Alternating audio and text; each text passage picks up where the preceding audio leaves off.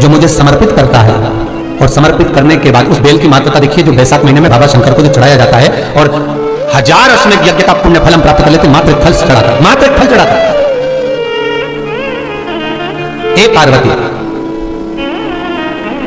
संसार का मनुष्य जब मुझे वो बेलपत्र समर्पित कर, वो बेल का फल समर्पित करता है, पार्वती वो फल जो मुझे चढ़ता है, फिर मैं भले नर्मदा के जल से निकला हुआ कंकर शंकर क्यों ना हूं, फिर चाहे मैं गंगा के जल से निकला हुआ कंकर शंकर क्यों ना हूं, चाहे फिर मैं यमुना के जल से निकला हुआ कंकर शंकर क्यों ना हूं, चाहे मैं सरयू के जल से निकला हुआ कंकर शंकर क्यों ना हूं, चाहे मंदाकिनी के जल से निकला हुआ कंकर शंकर क्यों ना हूं, ए पार्वती, फिर जो भी शिवलिंग पर वो बेल समर्पित होता है, वो बेल उठाकर जीवन अपने कार्य में ले सकता है। ये मां उमा से कर, तो उस बेल की महत्वता जानेंगे। अब अपन उस बेल को जानने के लिए वापिस स्कंद पुराण में चले, तो स्कंद पुराण में लिखा हुआ है कि जो बेल बैसाख के महीने में शंकर को चढ़ाया जाता है,